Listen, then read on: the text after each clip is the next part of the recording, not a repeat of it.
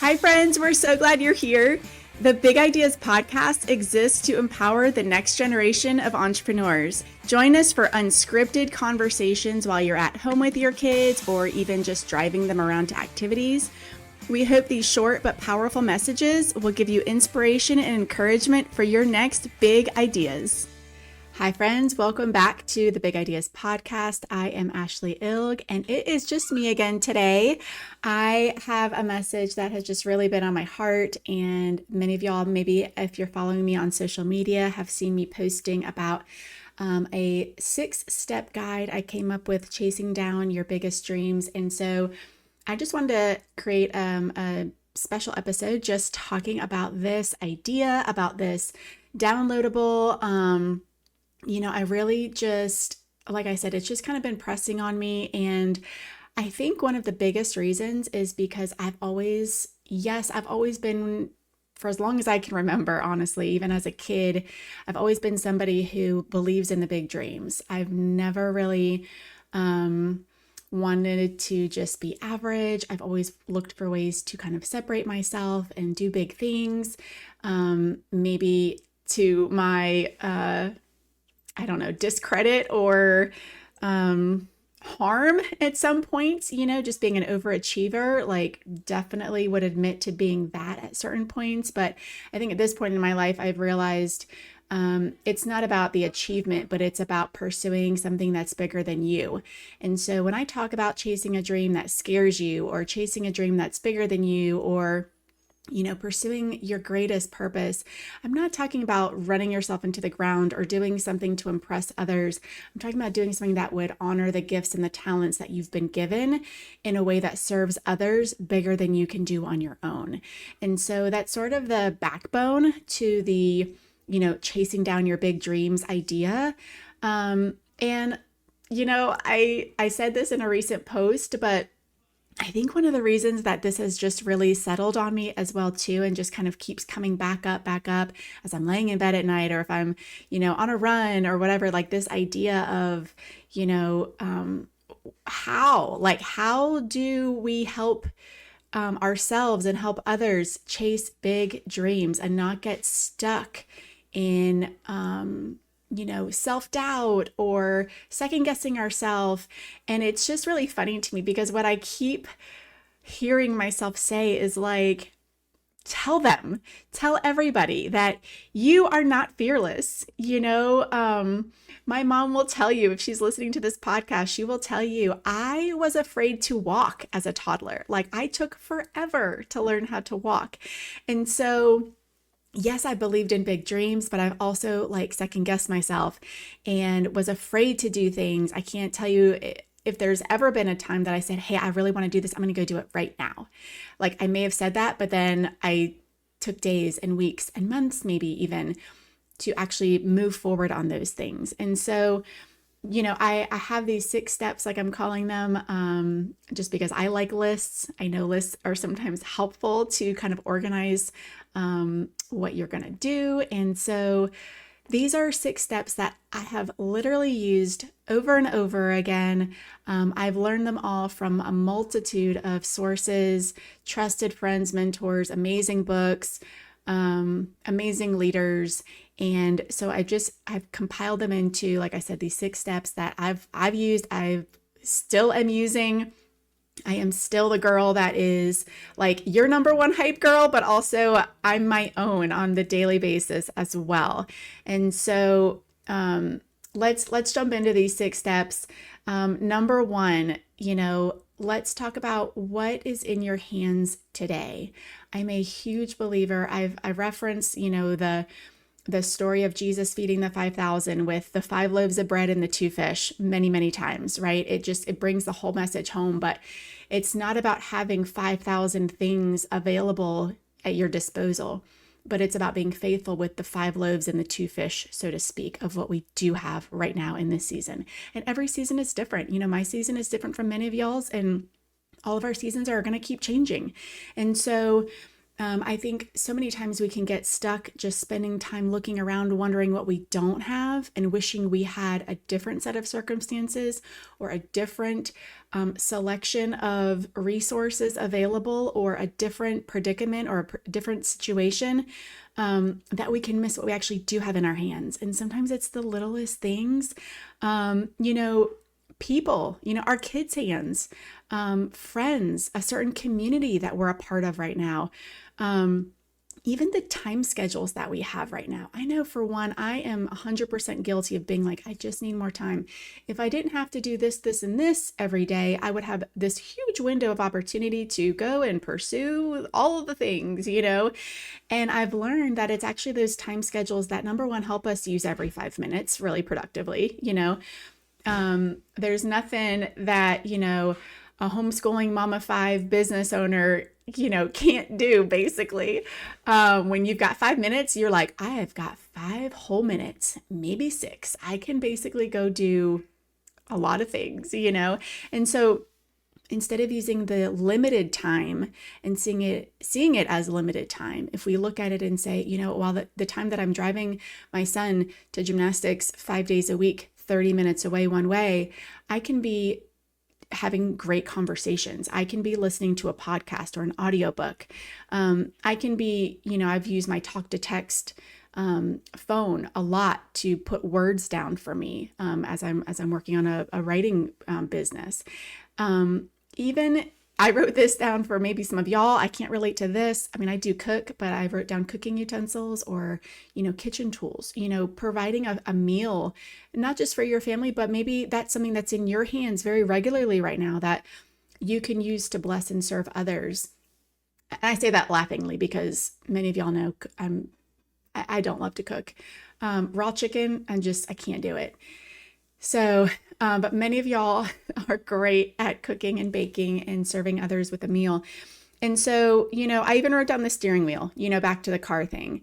If you find yourself coming and going and feeling like you're in the chauffeur season for your children, or getting to and from a job or any sort of work obligation, using that time, like what can we do with that time? What is in our hands right now? I believe it's all usable and it's all on purpose. And so we just have to have eyes to see, like, what do I actually have in my hands right now that I can use to do the thing that's stirring in my heart.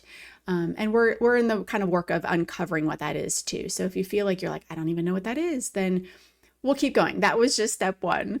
So let's move on. Step two, you know, ask yourself, what do others most often look to you for? I think if we pause and really think about, you know, our unique experiences and perspectives really has given us a pretty natural expertise in areas that we may not even be aware of. You know, if you think about what are some common questions or topics that friends or family or even complete strangers ask you for advice on, that might be an indicator of something that you've got a really cool, unique perspective or experience on that could be moving you towards something that is, you know, meant to be developed a little bit more. You know, some ideas I had were, you know, parenting. Everybody is looking for parenting advice how many situations can we think of when it comes to parenting? We've got strong-willed children topics. We've got, you know, health situations with children, schooling, you know, conversations with parenting, discipline, sleeping, nursing, feeding, all of those things. And so parenting itself is just a whole thing. Natural remedies, fitness or exercise, getting organized, cooking, traveling, marriage, relationships, decorating, antiquing. I mean, there's so many things that we are not all experts at all these things. And so if you think about what do people often ask you for advice from, that could be an indicator of an area that you've got expertise in that really could be used to serve others greater. And so just kind of take inventory of these as we're going through them. We're going to kind of like pull them all together at the end. So, and if you haven't taken a minute to download this, the beautiful PDF that I created with space for you to write on, and it's, you know, it's a list and it's so glorious. And you can use color-coded pencils and pens to fill it in if you'd like. But it's really just meant to kind of stir up the ideas, give you something to think on, pray over, and just give you that inspiration, that idea to find those maybe hidden dreams. And so, all right, let's keep moving on. Number 3, what gifts and talents do you have? When it all comes down to it, this is not the time to be humble. This is not the time to water down the gifts that God has given you, that He's entrusted you with. Just like the topic number 2, this is something that we all have unique gifts and talents in. We are all better together. Your gifts and your talents are meant to be shared with others, and your strengths can help others overcome their weaknesses and vice versa. And so if we're holding those in and if we're not using them to serve others, then we're not only doing ourselves a disservice, because I do think that there's a lot of fulfillment in using them, but of course we're letting others down as well too. So if you are having a hard time with this one, ask friends, ask loved ones to give you some ideas, like, what am I good at? What are my gifts and my talents? And we've talked about this in a previous episode. I believe it was maybe even episode 2 or 3, about what specifically are your gifts and talents, but they might not be ones that are, seen on a stage or seen, in front of people all the time, but they could be spiritual gifts. They could be, teaching, they could be leading, they could be compassion, they could be a lot of things that you might need someone else to speak into. So don't be afraid to do that and take inventory of that. Like I said, message me, comment back if you need me to send you the link to this PDF as well, so you can use it. Hey friend, I wanted to take a quick pause to ask if you've taken the quiz yet to find out what type of dreamer are you. It's super important to discover what's working for you, but also some things that may be keeping you from really pursuing your greatest purpose. It takes just 2 minutes to find out if you're the skimboarder, the sunbather, the sandcastle builder, or the surfer babe. So jump over to dreamerquiz.com and be sure to share your results and tag me in it. Now back to the show. So we've got what is in your hands. What do others most often look to you for? Number 3, what gifts and talents do you have? And then we're at number 4, what makes you feel alive? Like when you do this one thing, you are just ready to go. You are feeling like you can accomplish anything afterwards. Your heart like skips a beat, but not like in a, like you just worked out, skip a beat, but kind of like you can just talk about it for a long time. Like you are kind of on your, what's the word I'm looking for? Like you can just talk about it, like this is something that you feel like you can do. You feel like it empowers you. It energizes you like nothing else. It kind of like awakens that inner spirit, right? It makes you feel like you're coming alive. For me, there's probably 2 things for me. Number 1, it's the endorphins after working out. It's the lingering long after effect, of a good workout. It's like I've just proven to myself, I've pushed myself beyond what I thought I could do, and maybe what I even did yesterday or the day before. And I just feel like, okay, I can go do anything for the rest of the day. The other thing for me is writing, putting words on a blank page, creating something where nothing existed before.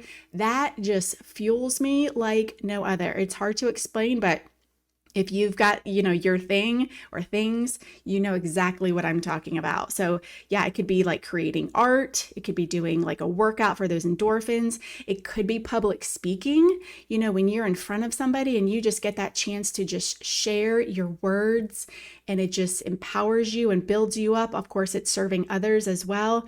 Maybe it's journaling. Maybe it's helping a friend.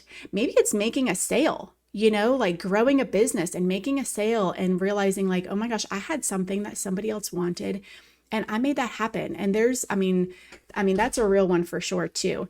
So yeah, there could be all kinds of ideas there for things that make you come alive. So think on that.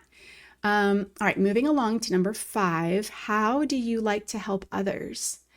And this is kind of a unique question too, because we always have to remember that our goals and our dreams, our biggest ones, they have to go beyond us. They have to be bigger than us.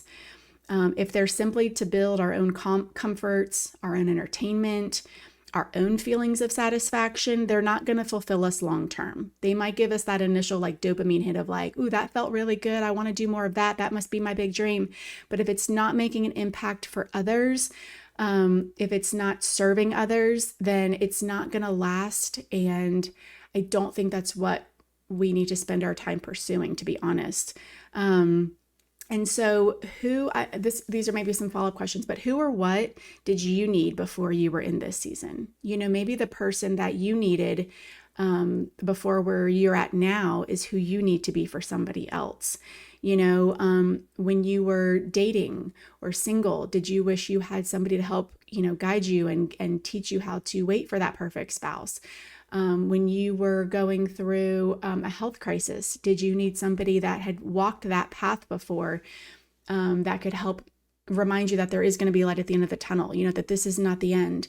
And they don't even have to be as deep as that, but, what do you wish you knew then that you know now?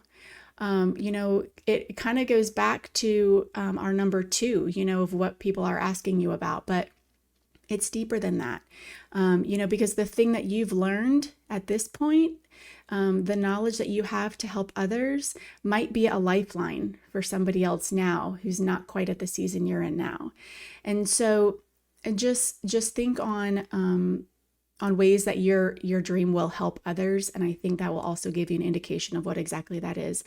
And one more thing to that note too, your dreams must require that God steps in to make them happen. We mentioned at the very beginning, your dream has to be bigger than you, but it also has to serve others. And it has to be something so big that you cannot accomplish it unless God steps in. And it also be a really good gauge of if it is something that will honor him and serve others. And so let's roll right into number 6, final question. And this was one of my favorites because when I read this, I remember reading this one, this is several years back now, and I was like, oh, my word, this is it. This is the one that really just took the lid off of what I saw myself really feeling the need and the desire to pursue. And the question is, what area of your life is most often challenged? Like, in doing what do you face the most resistance? It might actually sound a little bit counterintuitive, like, oh, all the doors aren't open, all the lights aren't turning green as I'm moving forward in this. But this might actually be an indicator that your dream lives somewhere in doing that thing that is facing the resistance. And I'm not going to get overly spiritual. If you have ears to hear, and we can certainly talk about this more at any point, I'm always open for a conversation in person too. But I'll say this another way. So if the enemy of our souls is threatened by our victory in one area, I promise you he will try being the key word, he will try to attack us in that exact area. And the more that he tries to push us back or build that resistance, and we believe that that's a sign to stop, the more he wins. But the more we take inventory and go, oh my word, like I did, like I said a couple of years ago, and I said, oh my gosh, this area keeps getting pushed back. There's a resistance here like no other. It might actually be where I'm supposed to just keep pushing and stand in victory and learn how to do that and be on guard. And so my word of caution and maybe my word of encouragement is to don't be fooled. You are victorious. And as soon as we name the thing that we are called to do and that we know we're going to do, and especially when we shed light on it and we shed light on what the tactics are to keep us from doing that, I think the quicker we are to moving forward in it. And so if you're seeing obstacles or hurdles in one specific area every time you try to start again or try again doing that one thing, this one thing, pray about it. Ask God to reveal to you, is this me putting up these hurdles, or is there something else going on here? And I need a different lens to see what I'm actually supposed to be pursuing here. I'll give you one example. For me, it's my writing. For many, many years, I would start to write and then I would get this just intense brain fog. I would be completely overwhelmed with others' needs and obligations.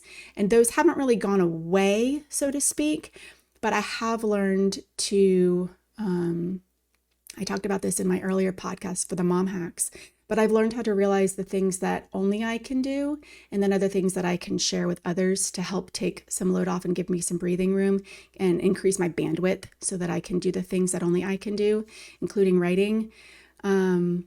But the biggest attack for me was just on my mental peace, my mental space. And so if that encourages you, I hope it does. So just a quick recap on the 6 steps to chasing down your biggest dreams. Number 1 is using what is already in your hands. Asking yourself, what do others most often look to you for? What gifts and talents do you have? What do you do that makes you feel alive? How do you like to help others? And what area of your life is most often challenged? I believe when you take inventory of these things, and like I said, make a list, you can use my downloadable if you want, and just pray over it. Ask God to reveal to you how to begin taking steps towards those ideas. Find the common themes, some common areas that all of these 6 topics blend together. And I think you'll start to see what those dreams are, what that big purpose really is, and share them with a friend or a spouse. Caution, who will champion your dream. I will definitely be that person for you. I would love for you to share your ideas and even any questions, of course, or concerns or any feedback you have as you're working towards this. By all means, you can find me on Instagram at ashleeilg. You can also email me at ashlee.ilg@gmail.com. You can also find me at ashleeilg.com with lots of links to contact me there. You can also just comment here in the podcast. And so I am available for you. I care so deeply about this. I also care very deeply about us learning how to build something great together. I do definitely have a very strong belief that we are better together. And I want everybody listening to this to know that you are not alone. Chasing dreams can be intimidating. It can be scary. It can, all the things. But the more we champion each other's dreams, the more we stand together, the greater we can accomplish together. I also have an email list. So if you want to join the conversations and get more practical and inspiring tips to keep you moving forward, I would love to have you join us on the email list. So again, you can find me on Instagram. You can find me at ashleeilg.com. My contact information is there. And I would just love to keep this conversation going. I have so enjoyed sharing this with you guys, and I can't wait to share more and hear especially more from y'all. What great dreams you're uncovering, what great dreams you are moving towards, and what great dreams you're helping others to move towards. Because honestly, that's it. That's it. Our greatest dreams are meant to serve others, to honor God, and to use our gifts and talents greater than we can do on our own. And so thank you so much for joining me today. Thank you so much for being here, and we will talk to you soon. Thanks. Thanks again for listening, friend. We would love to hear what is really speaking to you in today's episode. It means so much to us, and we would love for you to take a screenshot of you listening to our podcast, share it on Instagram and Facebook. Definitely tag me in it so I can reshare it. Our kids especially really love hearing what you're getting out of our show, so it really means the world. Thanks again for joining us.